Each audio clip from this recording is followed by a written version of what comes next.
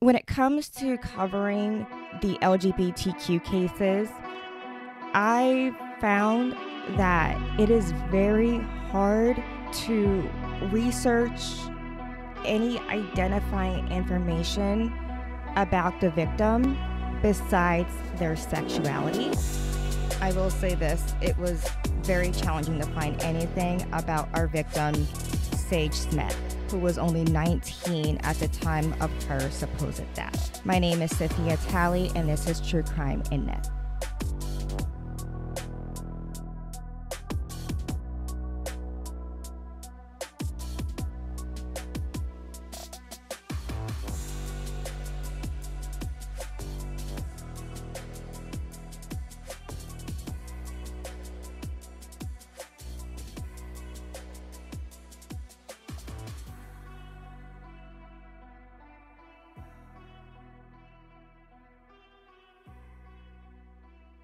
Sage Smith was born on December 13th, 1992. And so she will be 30 today, and she's exactly my age. Sage had a rough go of it growing up. Her mother was deemed unfit, and so she was put in the foster system where she bounced around several foster homes until she finally aged out of the system at 18. So when she aged out in fall of 2012, she was able to, by the age of 19, then get her own apartment with a roommate, and she was able to get a job, and her life was finally looking up because she was finally in control of her own destiny. This is also around the same time where she came out as transgender. Sage's grandmother describes her as always smiling, and this is a quote from her grandmother, Lolita, also lovingly known as Cookie. She would come in, and that smile would just light up a room. So here is a rough timeline of what happened the day of Sage's disappearance on November 20th of 2012. And the information that I'm sharing with you today is from a website called Uncovered. And so it is not a traditional news outlet. And all of the information I'm sharing with you has been collected by the community. So at around 5 to 5:30 p.m. that day, she called her father, and she was congratulating him on his anniversary of his release date from jail. She also asked him for some money because that's her daddy, and it is believed that she had asked money just for shopping or for her hair, or she's 19. She asked her dad for money. Also that night, she told her roommate Aubrey Carson that she will be meeting someone. She didn't say who or why, but Aubrey just immediately suspected that she was going on a date that night. And Sage was in fact going on a date, and she was going to meet up with a man named Eric McFadden. And she has been texting Eric McFadden all day. So at 5:17, Aubrey is getting ready for her date. She's been spending the whole afternoon dolling herself up, and she texts Eric, "When are you leaving?" And at 5:20, Eric responds with, "I already did. I'm at the Hampton Inn." And this is all taking place, by the way, in Charlottesville, Virginia. This is where she lives, and this is where Eric is meeting her. And so after hearing that her date's already there, she goes into her living room, wakes up her roommate, Aubrey, who is sleeping on the couch. I mean, relatable. And she tells Aubrey that, "All right, I'm heading out on my date, and I'll be back tonight." I think it's notable that she woke up her roommate to tell her that, because she wants her roommate to know, hey, I'm leaving and I should be back tonight. And that's something that us girls always be doing. And I find that notable that she really wanted to make sure that Aubrey knew that she was going to be back. At 6:08, Eric texts Sage again and asks her, "Where you at?" And after not getting a response, he texts her again at 6:12, "I'm standing here. Where are you?" At 6:18, Sage is actually talking on the phone to a friend who lives in Northern Virginia. And she is actually walking down the street, presumably towards her date, who is waiting for her. At 6:27, Eric sends a somewhat angry text to Sage saying, "You stood me up. Bye." Also, at this time, Sage is walking towards their rendezvous point, which in some of the messages, their rendezvous point is the Amtrak station. But then Eric says in one message he is at the hotel. All of these locations are in the same area, but it will take you quite a minute to walk to these locations. And Sage was walking. She did not have a car. She's 19. So she's walking, as most teenagers do. And around this time, her stepsister actually sees her on the street. And she saw Sage on the phone, and she overheard Sage speaking to whoever it was on the other end, saying that she will be there in 5 minutes. However, her stepsister, whose name is Kiera Morgan, I hope I'm saying her name right, Kiera claims that she had no idea who she was talking to or where she was supposed to, or where her stepsister was heading that day. She was last seen at around 6:30 p.m. and she was on the 500 block of West Main Street walking towards the Amtrak train station. She also may have been spotted at the Wild Wing Cafe, which is right next to the Amtrak station, at approximately 7 p.m. But this sighting is unconfirmed, so take that as you will. And she just has not been seen since. On that same day, her date, Eric, told friends that he was meeting someone at West Main Street that night, the same street that Sage was last seen before she disappeared. Eric claimed that he was supposed to meet her at the Amtrak station on West Main Street, but also says that meeting did not take place. What I find interesting is that when you look at the times in which the texts were sent, the last text that Sage sends him that we are aware of is, "When are you leaving?" at 5:17. And we know that she woke up her roommate Aubrey at 5:40. And so she hasn't talked to Eric since 5:17, but we know she left to meet Eric at 5:40, okay? And so at 6:18, she's walking to her rendezvous point to meet Eric, presumably. And also at this time, remember, her sister claimed to have heard her say, "I'll be there in 5 minutes." So whether or not she was telling Eric she'll be there in 5 minutes, or whether or not she was telling her friend, "I'm going to meet this guy in 5 minutes," regardless, she thought she was only 5 minutes away from the rendezvous point. So it's very odd to me that at 6:27, Eric sends a text saying, "You stood me up, bye." That's about 9 minutes from the time she started that phone call when she thought she'd be there in 5 minutes. They were last seen on the same street, and yet Eric claims that meeting did not take place. I have no words. When Sage didn't come home that next morning, Aubrey, in a panic, called Sage's grandmother, Lolita, and Lolita said, "Immediately report Sage missing. You have to go and report her missing to the police." And so on that next day, November 21st, 2012, Sage was reported missing, which kudos to grandma, because at 19, it isn't uncommon for family or even police to say, "That's too soon. It's too soon to report someone missing." You know, she hasn't even been missing for 24 hours yet at this point. And so the fact that they got the information to the police so quickly is commendable. And usually in cases like this, when you get the information this quickly, there's more evidence to uncover, and there is a larger chance of finding this person alive. It didn't take police long to figure out that Eric was going to be a person of interest, as he was most likely the last person to see her as they were supposed to be meeting. However, within a week of Sage's disappearance, as soon as police tried to bring him into custody, Eric disappeared, and he has not been seen since the time of Sage's disappearance. Without Eric, police had very little to work with, and by November 2016, they actually reclassified Sage's case as a homicide. So before it was a missing persons case, and now they felt like they had enough information after 4 years to reclassify her case as a homicide. And upon this reclassification, they sent out a press release saying no single element of this investigation led to the decision to reclassify this case.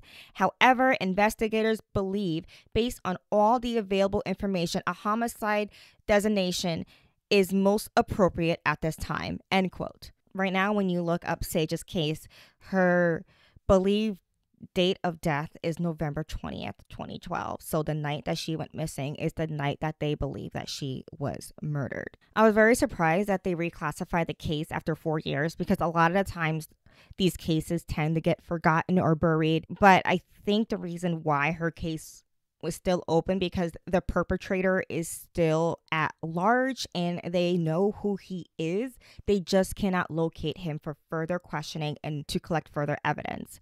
Sage's family actually has a lot of faith in the detectives that are working her case. They claim that they have been really dedicated to finding Eric and to bringing justice to her case, which is also wonderful because it wasn't that long ago where if a transgendered person goes missing, their case doesn't get the attention that it deserves, because statistically speaking, there's a belief that transgendered people run away more, especially teenagers, run away more than non-transgendered teenagers. And the reason why I say believed is because a lot of these cases in which family thought that their kid ran away, the child, kid, teenager, whatever you call it, usually ended up in a dire situation that led to their disappearance. And I covered too many cases like this. I'm interested, especially older cases from the 70s through 90s. I'm interested to see a reevaluation of those statistics to see how many of those cases were actually runaways and how many were those cases who fell into sex trafficking or was harmed in any way. So many things happened around that time period that wasn't reported on. So I'm just very curious of that. But time is definitely on Sage's side with her going missing in 2012. There is still a stigma on missing transgender teenagers, but it seems as if the detectives on her case are really giving it their all. And so I never really get to say that in a episode. So that's why I want to make it clear. It's kind of awesome in that aspect. Sage's family is absolutely heartbroken by her disappearance and possible murder. Sage's younger sister is quoted as saying, "Our hearts are hurting, our hearts are heavy with pain as we long for the answers and justice for our loved one." Her grandmother told Dateline, "I miss my Sage so much. I would give anything for my baby to walk through the door." Eric, who still has not been found, unfortunately has ties to several metropolitan areas. So listen closely. He has ties to the Baltimore, Maryland area, Rochester, New York, Columbia, South Carolina, Lake City, South Carolina, Atlanta, Georgia, Lincoln University, and he has ties to Lincoln University in Pennsylvania. So he can be anywhere in the general northeast to southern area of the United States. And I have to have my laptop up because that's a lot of locations where he could be. So if you are, again, in the northeast area to the southern area of the United States, look out for this man, Eric McFadden. He was 28 at the time in which he went on the run. So with that being 10 years ago, he's going to be around 38 now. Charlottesville, Virginia police is offering a $10,000 reward, and the city is matching that $10,000 for any information leading to an arrest. Sage is described as being 5'11" and weighing about 130 pounds. She was last seen wearing a black jacket, dark gray sweatpants, a black scarf, and gray boots. She is African American with dark hair, and I will put the number below where you can leave your anonymous tip. So as I just mentioned, there isn't a lot of information on Sage's likes and dislikes and her personality or anything like that. Unfortunately, I don't know what her hobbies were. I don't even know where she worked. They're not releasing anything. And in fact, every headline that I've seen for Sage doesn't even put her name first. the first thing the headline says is transgender teen missing. Usually comma or a semicolon, and then they put her name, Sage Smith. The only thing they post from her social media is when she came out on Facebook as transgender at 19. And so Sage is not just her sexuality. She is a complete person, likes and loves and dislikes. And I just want everyone to remember that as we look for Sage Smith. My name is Sophia Talley, and this is True Crime and Knit. For more information, please see my show notes at www.thedrunknitter.com/truecrime.